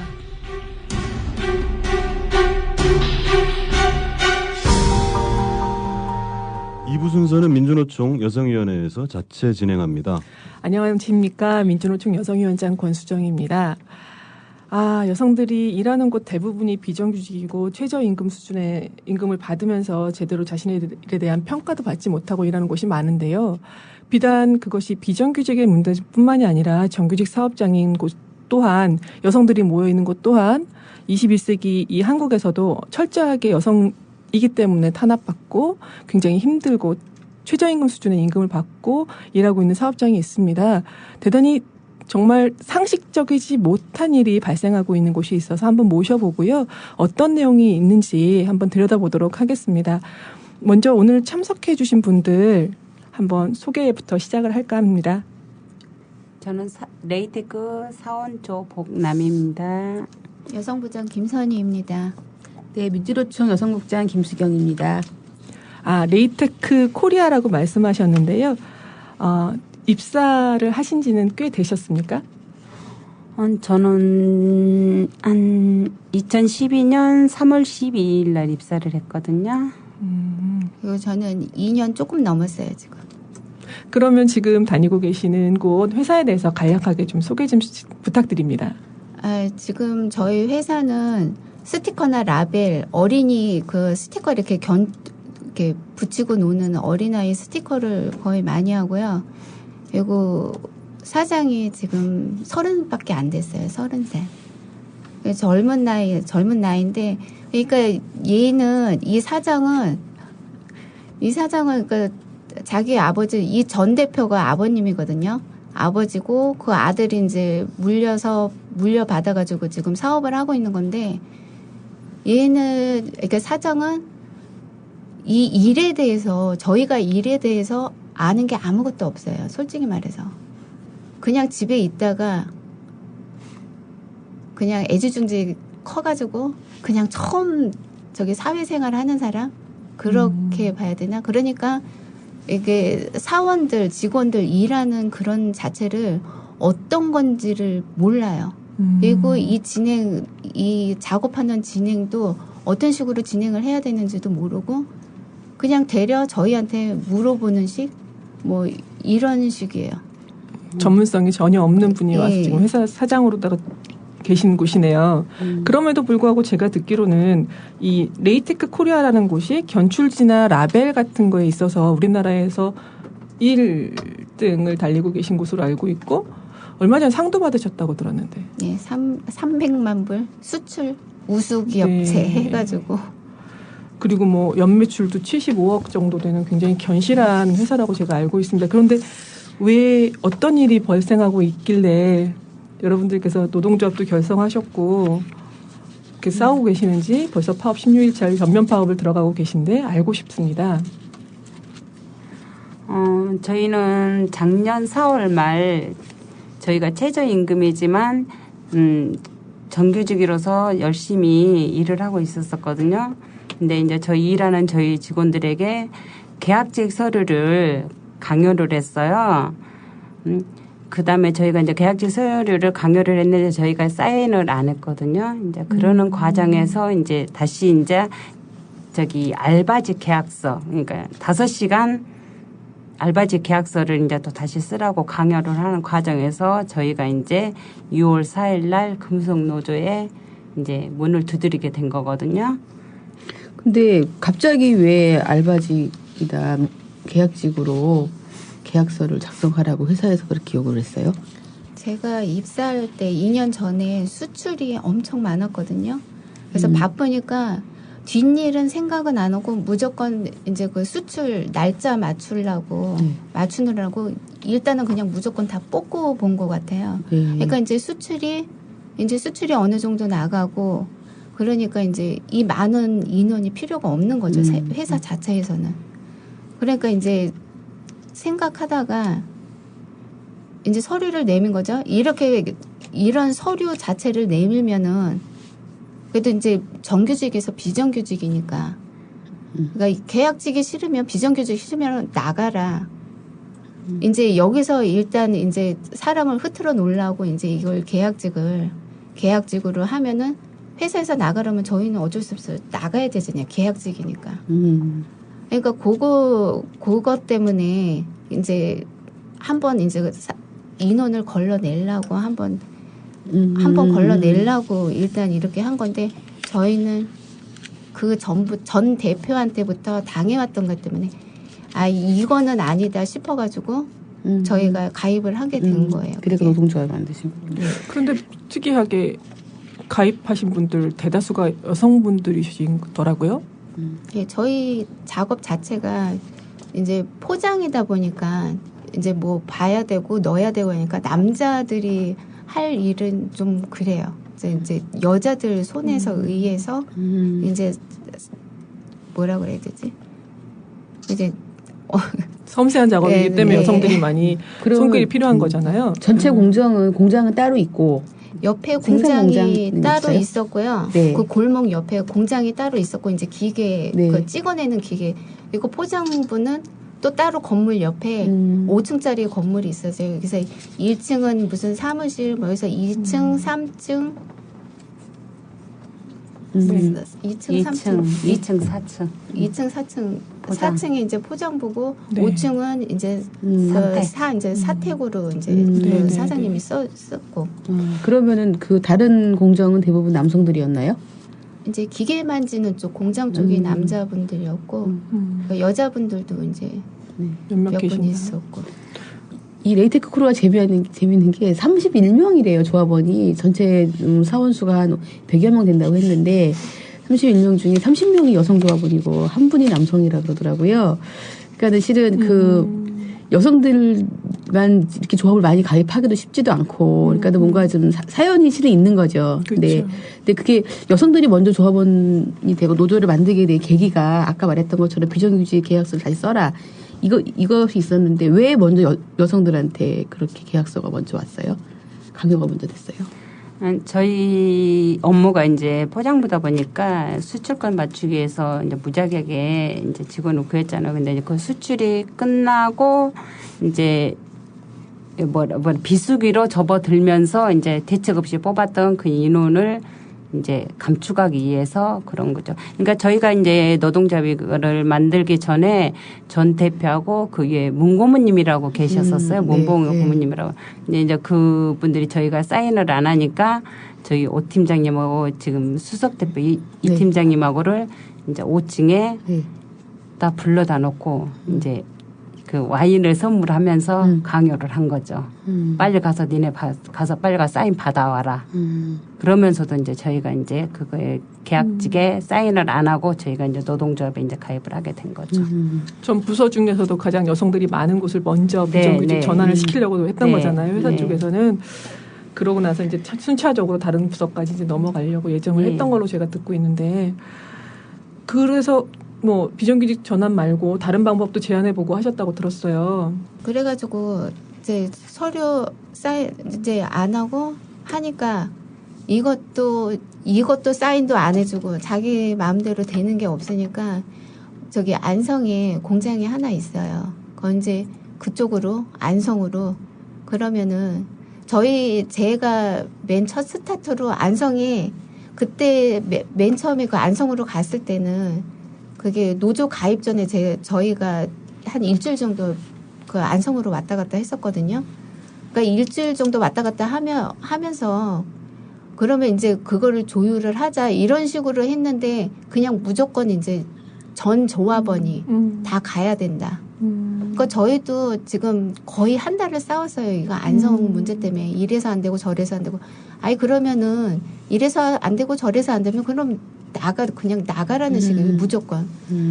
그러니까 주부들이다 보니까 안성까지 출퇴근은 이거는 상상할 수도 없어요.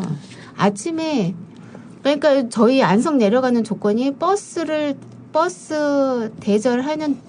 해주는 조건으로 내려간 거였거든요. 그래서 그러면은 저희가 버스를 대절을 해주면은 버스 안에서 그 잠깐이라도 좀 쉴 수 있게 버스라도 대절해서 그런 버스를 대절하면 가겠다 해가지고 버스를 대절을 한 거예요. 근데 이제 주부다 보니까 아무래도 버스를 대절해도 이게 본사가 그때는 신당이었거든요. 그러니까 집에서 신당까지 거기서 이제 버스가 출발해요. 그 원래 본사에 있었던데. 그러니까 나오게 되면 5시 반에 일어나야 돼요. 5시 반에 일어나서 아침밥하고 저희 도시락 싸오는 거. 도시락 싸고 이런 거 나오다 보면은 애들 학교 가는 것도 못 보고 신랑 출근하는 것도 어느 날은 못 봐요. 그러니까 애들 학교 가기 전에 우리가 나와야 되니까 나 같은 경우는 남자애들이라서 아침에 깨우고 나가는데 다시 잠이 들어가지고 학교에 지각한 적도 몇 번 있고. 네. 이게 참 여성들이 대부분 일자리를 구할 때는 이게 대부분 생계형이기도 하지만 집에서 가까운 곳에서 그 일할 곳을 찾거나 그리고 집안 가정 일들을 하기 수월한 곳으로다가 저희가 일자리를 찾잖아요. 근데 불구하고 그렇게 앞뒤로 1시간 반 정도 거의 2시간씩 지금 출퇴근 시간을 지금 가지고 계신 걸로 알고 있는데 그냥 무자비적으로 그냥 가라 하고 지금 보내는 것이고 싫으면 알아서 그냥 니네들 나가면 되니까. 예, 그러면은 갑자기 안성으로 공장이 이전이 된 거잖아요. 네. 그렇죠. 그럼 이제 안성으로 공장을 이전을 해서 그러면 자연적으로 인원이 감축되기를 바란 거죠. 회사에서는. 네, 그렇죠. 그렇죠. 근데 제가 언뜻 듣기로는 그거 다니면서 굉장히 힘드셨던 일들이 많았다고 들었는데 그 내용들을 한번 저희들한테 알려주시겠어요? 저희 맨 처음에 안성에 내려가면은 모든 게 다 설치돼 있고 모든 게 다 돼 있다 그랬었거든요. 저희 출근하고 버스 내리는 순간 진짜 눈물이 앞을 가리더라고요. 물류창고예요, 물류창고. 근처에는 전부 다 축사고 논밭에 축사에 집도 거의 없어요. 그리고 물류창고만 딱 있는데 그리고 안에는 진짜 먼지가 뿌옇고 옆에는 그 짐 싸놓은 거 책상도 어질러져 있고 이렇게 딱 가지런히 일할 수 있게끔 딱 갖춰져 있는 게 아무것도 없었어요.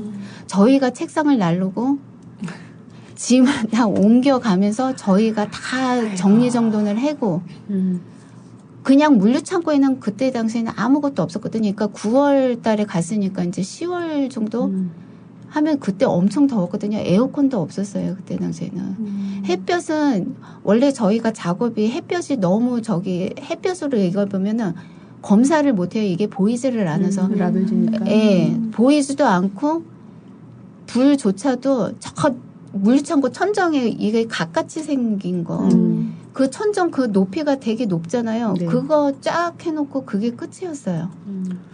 그러니까 아무것도 없이 그러니까 유리창에 저희는 햇빛이 들어오니까 신문지로 가리고 아니면 그것도 모자라면 돗자리로 가리고 위에 막 돗자리로 가려가면서 일했어요. 아니 그러면 전체 회사에 있는 노동자들이 전부 다 안성으로 내려간 거죠? 예, 네. 거기 안성 저 옆에 있는 공장 건물부터 시작해가지고 기계도 싹 다 내려간 거예요. 안성 가가지고 이제 새로 세팅을 직접 해가면서 일을 시작하신 거네요? 그렇죠. 식당은 다 하면서. 있었어요. 화장실이나 식당 아주 기본적인 기본권인데 그런 것들은 준비가 되어 있던가요? 화장실도 전혀 안 되고 딱 세 칸에 남녀가 같이 쓸 수 있는 것. 그렇다고 청소도 전혀 돼 있는 것도 아니었고 화장실이 그 안에 있는 게 아니잖아요. 물류창고 안에 화장실은 없잖아요. 그 옆에 건물 옆에 화장실을 쓰는데 화장실 자체가 저희가 비 오면은요 우산 쓰고 가야 돼요. 네. 남녀가 그러니까 남자가 이제 모르잖아요. 세 칸에 저희는 화장실조차도 따로 돼 있는 줄 알았거든요. 그러니까 이제 가면 비 오면 우산 쓰고 가서 줄 서 있다가 들어가야 되고 그러니까 갑자기 문이 닫혀 있으니까 이제 문을 확 열고 가면 남자가 용변을 보고 있다든가 얼마나 수치심. 네. 그러니까 대한 수치스럽고 안에도 여자들이 이제 문 닫고 볼일을 보면 바깥에 남자 소리는 문을 열고 못 나와요. 그러니까 나갈 때까지 기다려야 되니까. 이거는 어떻게 뭐라고 얘기할 수가 없어요. 그래서 저희가 이제 노조는 가입돼 있으니까 이제 노사하고 계속 얘기를 하면서 이게 불편하니까 이렇게 해달라 저렇게 해달라 하면서 진짜 이제 추운 겨울 오기 전에 오기 전에 저희가 이제 요구하면서 그 안에 이제 뭐 칸막이 뭐 그렇게 칸막이로 저기 했고 맨 처음에 이제 물류창고에 그냥 아무것도 없는 상태니까 저희가 먹을 데가 없잖아요. 네. 그러면 그 마당 그 앞쪽에 물류창고 앞쪽에 나와가지고 돗자리를 깔고 먹으면 거기가 다 축사니까 파리들이 밥을 먹는지 우리가 파리랑 같이 밥을 먹는지 시멘트 바닥에다가 돗자리를 깔고 도시락 싸가지고 다니시면서 일하게끔 하시는 거네요. 근데 그쯤 되면은 좀 힘든 사람들은 직장도 많이 관뒀을 것 같아요. 그걸 유도한 것 같은데요? 일부러 어땠어요? 그런 거죠. 그러니까 이제 그 이동하는 과정에서 이제 애들이 어린 직원들은 이제 그만두고 또 멀미가 너무 심한 사람들도 그만두고 이제 그렇게 해서 저희 조합원이 한 67명 됐는데 그러는 과정에서 거의 한 20명 가까이 이제 그만두게 된 거죠. 진짜. 그러면서 주위에는 식당이 없어요. 거의. 네. 그러니까 집에서 이제 아침에 새벽에 5시 반에 일어나서 식구들 먹을 거, 우리 먹을 거 챙겨가지고 이제 출근을 한 거죠. 아주 여성들의 가장 취약한 고리를 그렇죠. 잡아서 공격을 한 거예요. 네. 사장이. 예. 그렇게 하면은 네. 너희가 힘들어서 그쵸. 그만두겠지. 특히 가정하고 일하고 같이 하여튼 여성들은 급할 때는 우르르 뽑았다가 없으니까. 물량 없으니까 우르르 나가려고 나가. 하는데 다음에 또 노동자 만들어 안 우르르 나가니까 이제는 자연스럽게 나가 떨어지게 그렇게 된 그러니까 거죠. 물류창고 안에서 일하고 있으면 네. 물류창고니까 트럭도 그 안쪽까지 저희 일하는 안쪽까지 네. 들어왔다 나 짐차도 들어왔다 나갔다 지게차. 저희는 바로 뒤로다가 막 차가 옆에 왔다 갔다 일하고 하는. 있는데 지게차도 왔다 갔다. 지게차 왔다 갔다 그 그리고 커다란 중장비까지 왔다 예, 갔다 택배 한다고요? 차도 왔다 갔다 그리고 네, 그런 곳에서 일을 하셨어요. 그래서 노동조합 만들어서 그래서 교섭을 계속 이제 하셨는데 그 노동조합 만든 이후에 뭐 관련해가지고 좀 바뀌거나 아니면 계속해서 어떤 뭐 사측이 혹시 태도가 어땠는지 뭐 좀 얘기 좀 해주실래요? 바뀌는 거는 이제 현장 개선은 이제 조금씩 돼 갔었죠. 돼 갔는데 이제 그것도 이제 저희가 이제 적응을 잘하니까 저희 대표는 이제 그것도 못마땅해 가지고 이제 다시 이제 일을 잘해도 못마땅해 어떻게 할까요? 저기 네. 안성으로 이사한 지 3개월 만에 다시 이제 평택 서정리로 저희를 또 다시 3개월 이전을 만에요? 하겠다. 3개월 만에 예, 또 3개월 그 만에 일을 하라고요? 예. 그러면서 네. 예. 이제 대중교통을 이용하라죠. 이제 버스를 폐지하고 그러면은 저희 집에서 서정리까지 아마 출근만 하는 시간도 아마 2시간 반은 걸려요. 지하철을 몇 번 갈아타면. 예. 그래서 이제 거기는 저희가 이제 도저히 못한다. 대표가 이제 교통비는 주겠다. 근데 교통비가 문제가 아니거든. 저희는 가정주부들은. 그렇죠. 예, 아침에 일어나서 저희 식구들 다 먹을 거 챙기고 해야 되니까 그 시간이 안 되는 거죠. 그래서 이제 지금 여기서 이제 다시 이제 안성에서 머무르고 있으면서 이제 또 12월 31일 날 퇴근하기 30분 전에 이제 저희가 타고 다녔던 45인승 버스를 이제 폐지를 시킨 거죠. 안 간다 하니까. 예, 안 간다고 하니까. 통근버스를 폐지해버렸어요. 이제 저기 폐차 직전에 15인승 네. 봉고차 2대를 구입해가지고 너네 네. 이거를 타고 다녀라. 그러면 이제 봉고차니까 저희가 불편하잖아요. 그러니까 대표가 저희가 45인승 버스로 다니고 있으니까 너무 잘 다니니까 이것들이 편하니까 안 그만두나 싶어가지고 이제 다시 봉고차. 정말요 비참해요. 근데 봉고차 같은 경우는 12인승 뭐 이 정도 되지 않나요? 15인승 있어요. 근데 45인승 타고 다니시다 15인승면 지금 인원이 모자랄 텐데. 그러니까 2대를 구입을 한 거예요. 2대를 구입하고 나머지는 회사에 이제 또 남자들이 이렇게 출퇴근용 또 저기 스타렉스가 있어요. 거기에 이제 같이 이제 얹혀서 타고 다니고. 네, 나머지 직원들은. 그럼 충분했나요, 그게? 그래서 충분하지 못했기 때문에 이제 네. 미혼, 기혼 여성을 이제 네. 직원을 나눠가지고 네. 이제 15인승에 저희 기혼들이 타면 미혼들이 타면은 딱 맞아요. 근데 기혼들이 이제 타게 되면은 이제 아니, 미혼들이 타게 되면은 이제 자리가 부족하니까 네. 그 직원들만큼은 이제 30분 더 일을 하고 퇴근을 하라 이거죠. 잘 이해를 못 하겠는데 지금 그러면 기혼이신 분들을 태우고 미혼인 사람들은 봉고차도 안 태워줬다는 건가요? 그렇죠. 그렇게 된 거죠. 그 이유가 뭐랍니까? 그래서 이제 자리 없으니까? 그렇게 되면 이제 차량을 한 대 더 투입을 시켜야 되기 때문에 그 차량을 투입을 시키면 이제 또 그게 비용이 또 들어가잖아요. 그래서 이제 그렇게 이제 굉장히 힘들게 안성까지 왔다 갔다 하신 거예요, 그죠? 그렇죠. 그래도 어느 정도 적응이 되니까 또 다닐만 했더니 또 다시 옮긴다고 하고 그렇게 했는데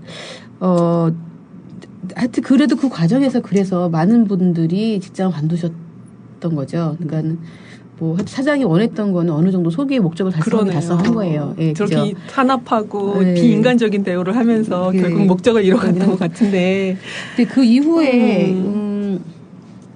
쭉 갔는데 이제는 올 초에 제가 처음으로 민주노총에 출근한 날 제일 처음 한 게 레이테크 코리아가 고용노동청 앞에서 집회를 하는 데를 제가 처음 갔어요. 근데 그게 제일 처음 한 일인데 그게 갔더니 저는 깜짝 놀란 게 아직도 이런 식의 그 사업장 안에서 여성 인권이 유린당하고 있는 현장이 있구나. 그렇게 놀랐는데 저도 놀랐습니다. CCTV 얘기였거든요. 그 얘기 좀 들어볼게요. 예, CCTV 얘기 한번 들어보겠습니다. 예, 감시 카메라 CCTV가 민감한 게요.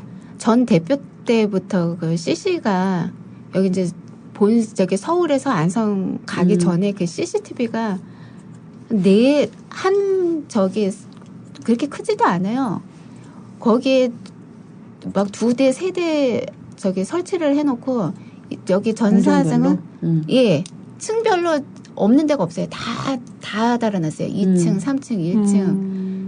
그냥 한 대면 족하지. 자기네 입장은 그냥 뭐 도난 사고 뭐 이런 용으로 우리는 설치를 했다. 그런데 저희는 이 전 사장은 이 핸드폰을 들고 다니면서 아침 출근 전부터 이걸 켜놓나 봐요. 켜놔요. 그리고 퇴근 이후까지. 퇴근 전에는 이제 뭐 박스 같은 거 있으면 네. 거기 박스를 치워라. 안 보인다. 거기 전화로 와요.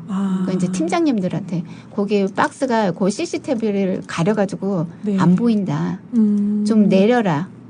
그리고 또 중간에 하면은 쟤는 누군데 뭐 화장실을 왜 이렇게 자주 가냐.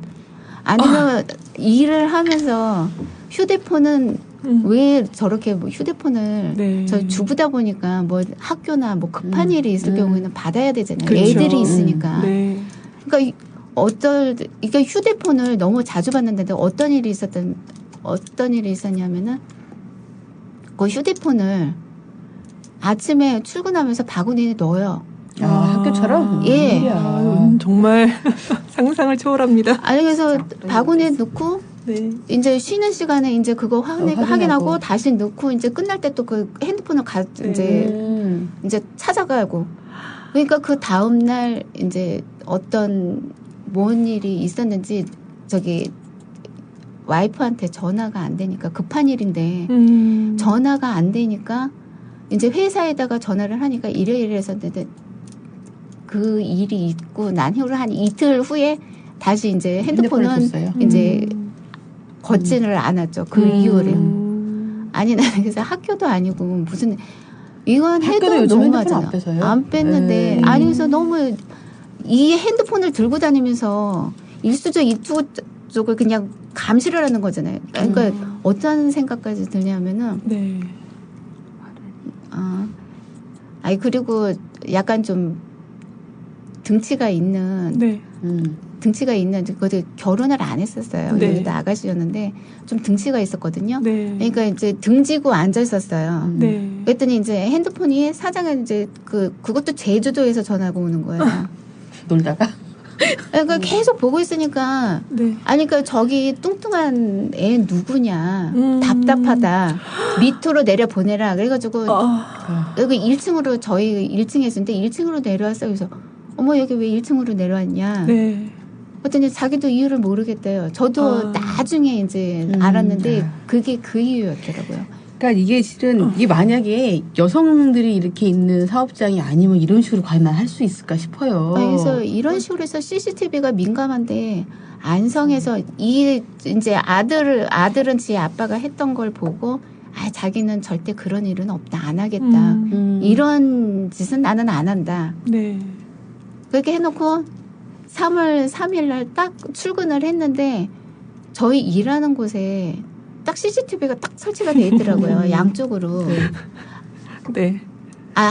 한쪽만 돼 있었는데 네. 한쪽 돼 있었고 그리고 혹시나 해서 탈의실에 보니까 탈의실에도 컨테이너 조그만 거 컨테이너 긴 거 하나 있죠. 그게 저희가 휴게실 겸 여성 저기 탈의실로 쓰는 거예요. 네. 갔더니 그게 그 조그만 그 컨테이너 안에 CCTV가 양쪽으로 2개가 달려 있더라고요. 여성들이 옷 갈아입는 탈의실에요. 그것도 사장이 네. 직접 여기 왜 탈의실을 또 우리 따로 설치를 해달라 그랬더니 네. 그렇게까지는 못 해주겠고 네. 그럼 내가 여기다가 커튼 저기를 해줄 테니까 그럼 여기를 탈의실로 써라.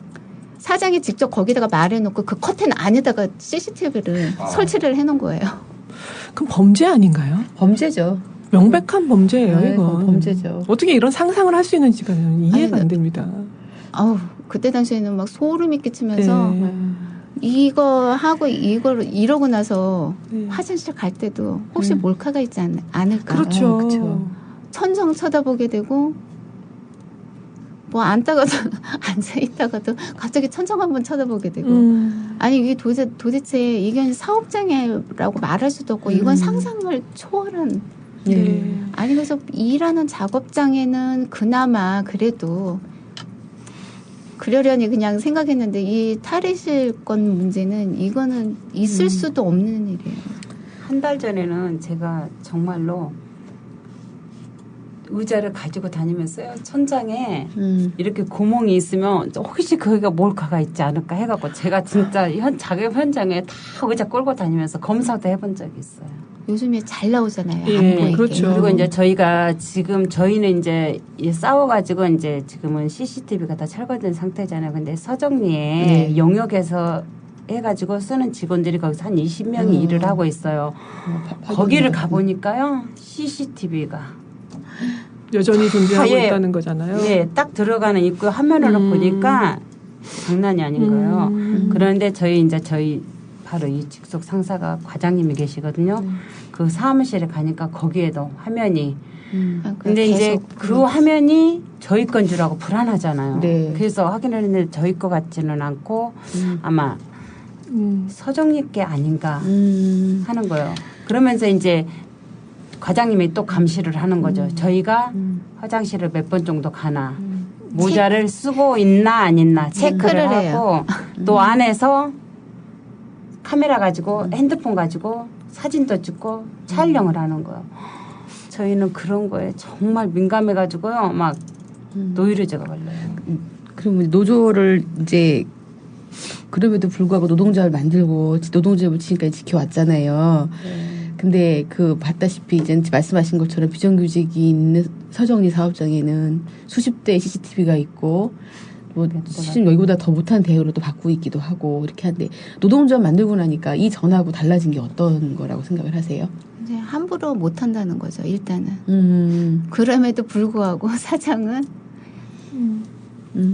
말이 안 통하지만 말이 안 통해요. 어쨌든 나이가 어려서 그런 건지 그거는 나이를 아무리 나이가 30살 먹었다고 해도 이 정도까지는 저기를 안 하는데 정신적으로 조금 문제가 있지 않나. 지금 그래서 노동조합하고 회사 간에 이런 문제를 더불어서 지금 계속해서 회사에서는 자기의 의도한 대로 지금 움직여지지가 않으니까 계속해서 탄압이 들어오고 있다고 저희가 듣고 있어요. 다른 또 탄압들이 이 CCTV가 엄청난 사건과 더불어 지금 자행되고 있다고 들었거든요. 그러니까 요 며칠 5월 27일 날 이제 저희가 이제 모자를 안 써도 굳이 모자를 안 써도 돼요. 근데 이제 조합원은 굳이 이제 또 써야 된다고. 조합원만요? 예. 네. 저희 포장부만 굳이 써야 된다고. 뭐 머리카락이 나와서 안 되고 뭐가 나와서 안 되고. 저희가 이제 먼지나 뭐 그런 것 때문에 그래서 저희는 그래서 아니 머리카락이 나오기 전에 그러면 주변 환경부터 좀 깨끗하게 해달라. 그러니까 해주겠다고 약속을 했어요. 그러니까 저희가 여기서 청소를 안 해, 회사 자체에서 청소를 안 해주니까 저희가 끝나기 5분 전에 청소를 해요. 밑에 바닥도 좀 닦고, 그것도 저희 직접 저희가 물티슈를 사서 바닥을 닦고 청소를 해요. 그거를 이 사장이 봤어요. 그러니까 5분 전에 일어나서 니네들 뭐 하냐. 일 안 하고. 그래서 청소하고 있다. 그 청소하는 시간도 아깝다. 앉아서 일해라. 우리가 알아서 청소를 해줄게. 그러고 직접 얘기를 했거든요. 그래서 그럼 우리는 알았다. 그럼 그렇게 해달라. 그럼 끝날 때까지 종칠 때까지 일을 하겠다. 저기 안성 내려간 게 9월 달인데 지금까지 청소 한 번을 안 해줬어요. 청소는 되지도 않고 그 물류창고가 그 콘크리트 바닥에 뭐 세면 바닥 이렇게 돼 있잖아요. 그게 다 갈라져가지고 그게 계속 떨어져 나가고 그리고 냄새도 좀 올라오고 겨울에는요 이 찬기가 바닥에서 찬기가 올라와요. 찬기가 올라오니까 발이 시려워가지고 진짜 뭐 손도 시고 발도 시리고 발이 시려서 진짜 일을 못할 정도래요. 이 세면바닥에 그렇죠. 보니까 예. 그리고 허허 벌판이고 물류창고다 보니까 찬기가 바닥에서 그냥 올라와요. 그러니까 저희는 전부 다 주부다 보니까 아기 난 엄마들이잖아요. 네. 그러니까 아무래도 몸 상태가 별로 좋은 상태는 아닌데 그 추운 데서 그냥 움츠리고 앉아서 그냥 일을 해야 되니까. 저희가 이제 대표는 자꾸 저희한테 위생모자만 강요를 하거든요. 저희가 굳이 포장하면서 위생모자를 쓰기 전에 현장 개선부터 해달라. 근데 그거는 아예 안중에도 없어요. 오직 저희 괴롭히는 위생모자도요. 저희 노동조합원들을 여성들을 괴롭히기 위한 거지. 저희가 뭐 말이 안 나와요. 네. 최근에 그 모자 관련해가지고 이제 뭐 스트레스 받아가지고 네 다치신 분들도 계시더라고요. 예. 그게 27일 날 교섭이 좀 있었어요. 약간 교섭이 있었는데 교섭 중간 잠깐 쉬는 동안 이제 사장이 이제 교섭도 잘 안 되고 자기 마음대로 되지가 않으니까 노사 측하고 이제 교섭하면서 자기 마음 맥히는 대로 안 되니까 저희 일하는 현장에 들어와가지고 잠깐 이제 교섭 쉬는 동안에 일하는 현장에 들어와가지고 제가 머리를 그날 묶고 있었거든요. 머리를 묶고 있으면 머리 나올 게 없잖아요. 근데 앞머리가 좀 나왔었거든요. 그러니까 모자를 쓰고 이제 앞머리는 생각지도 않고 이제 일을 하고 있었으니까 갑자기 오더니 모자 똑바로 쓰십시오. 그래서 썼는데요. 그랬더니 머리가 나왔대요. 머리카락이 나왔다. 그러면 그래서 추스려 넣었어요. 그래서 됐습니까? 아니요. 저쪽도 나왔습니다. 그게 한 10분을 모자 가지고 그렇게 실갱이를 한 거예요. 바로 옆에 얼굴을 이렇게 쳐다보면서. 그 10분 넘게 실갱이를 하다가 저도 도저히 저랬더니 제가 눈이 여기 위에 있는 것도 아니고 달려있는 것도 아니고 제가 제 머리를 어디가 나왔는지 어디가 들어갔는지 그걸 확인을 어떻게 합니까? 그래서 앞에 언니한테 그럼 가서 거울 보고 오십시오 그러더라고요. 그래서 앞에 있는 언니한테 언니 제 머리 나왔냐고 머리카락 나온 거 있어요 했더니 없대요. 그러니까 옆에 서서 직접 가서 거울로 확인을 하고 오라고. 그러는 중에 이제 뒤에 언니가 이제 딱 돌아서면서 이제 뒤에 언니한테 이제 또 거기 가서 이제 또 모자가 나왔네 안 나왔 이제 머리카락이 나왔다고 집어 넣으라고. 그러면서 거기 언니가 약간 좀 웃는 상이에요. 그러니까 웃는 상인데 너는 지금 말을 내가 널 모자 똑바로 쓰라고 그러는데 웃냐 비웃냐 이제 이런 식으로 계속 그 언니를 집중적으로 하다가 점심시간이 되니까 종료가 되고 끝나고 이제 점심시간은 저희는 이제 1시간이니까 밥을 먹고 있는데 1시간 땡 치자마자 또 들어가지고 그 언니한테 또 그 얘기를 하는 거예요. 내가 나가라고 노조 했는데 간부니까 얘기 못하고 그쪽 가서 괜히 들어볼 거예요? 나가라고 그러니까 아니요 간부인 거는 몰라요 아직까지. 아직 모르고. 그러니까 나가라고 이제 집중적으로 얘기를 하고 이제 그만두시라고 그랬더니 누구냐고 목소리 어디서 많이 들어본 목소리인데 누가 감히 어디 내가 얘기를 하는데 어디 그만두라고 그러냐고 그만하시라고 누구냐고 이름 대라고. 그러니까 이리저리 지금 제발 좀 그만두라고 그렇게 얘기를 하는데도 집중적으로 그 언니한테 이제 1시간 동안 거의 완전 입을 귀에다 대고 계속 나가세요. 여성한테 나가세요. 그것도 사장 남성인 분이 와가지고는 귀에다 대고 계속 소리 지르고 아예 옆에 포건하고. 얼굴을 가까이 대는 거니까 그러니까 귀에다 대고 계속 똑같은 소리를 반복적으로 하면 사람이 어떻게 되겠어요. 네. 그래서 결국 병원 가신 분도 계시다고 들었어요. 그러니까 이제 저희가 점심 먹은 게 바로 1시간 밥 먹은 뒤로 계속 이제 사람이 이렇게 몸으로 스쳐서 폭력이 아니잖아요. 언어 폭력도 있잖아요. 이거는 1시간 넘게 이런 식으로 고래고래 소리를 지르면서 너가 그랬냐. 이제 여기서 그만하세요 하면 그쪽 가서 네가 그랬냐. 당신이 그랬습니까? 당신 이름이 뭡니까? 학교도 아니고 뭐 이름을 자꾸 대라. 그러니까 거기 이제 부장이라는 사람한테 이름 적으세요. 뭐 이름 얘기하면 누구누구라고 그랬으니까 빨리 이름 적으라고. 이런 식으로. 그래가지고 너무 고성에 그 좁은 공간에 30명밖에 그것도 여자들만 있는 데서 소리를 계속 들으니까 이것도 막 울리거든요. 그 소리를 거의 2시간을 그렇게 들으니까 막 손이 떨리고 진짜 심장이 벌렁거리면서 나중에는 막 옆에 있는 언니는 이게 이제 막 얘기를 하다가 혈압이 오르니까 이제 손에 마비가 오잖아요. 이게 혈압이 오르니까. 그러니까 이제 119를 불러서 이제 실려가는데 저도 이제 나가는데 그때까지 저희도 저랑 이제 눈이 어떻게 마주쳤는데 왜 쳐다보냐고 또 와가지고 10분을 또 실갱이하다가 이제 경찰을 불렀거든요. 이게 너무 이게 중단이 안 되니까 이제 경찰을 부르는데 10분 넘도록 왜 쳐다보냐 일해라. 손이 떨려서 일을 못하겠다. 그러니까 보이십니까? 손 떨리는 거. 손이 떨려서 일을 못하겠고 속도 울렁거린다는 거. 아 그러십니까? 아 손 떨리는 건 제 눈에는 안 보이는데요. 네. 아 그러면 산재 처리하십시오. 이렇게 얘기를 하더라고요. 그래서 그 이후로 파업을 시작하셨는데 지금 파업을 16일차 하고 있다고 들었는데 그 이후로 이거 5월 27일 건으로 자기는 사과할 생각이 없다. 아, 그래서 사과.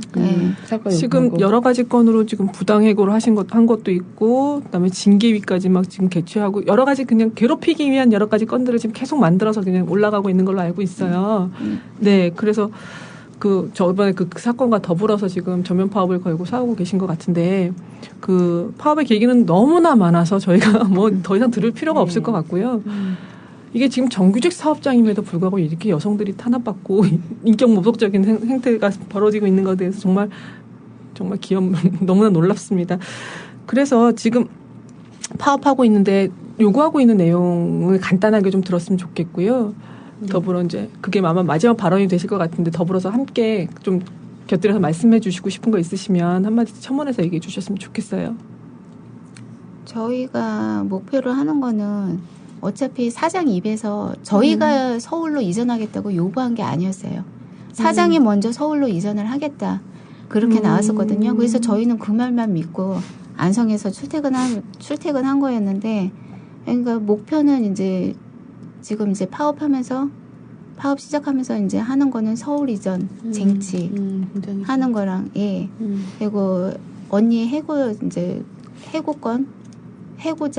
그 언니 한 명 그 해고 복직하고 이제 노동 탄압 중단을 하고 노사관계 정상화하면서 이제 좀 이제 이런 식으로 그리고 저희가 혼자면 이렇게 하지는 못해요.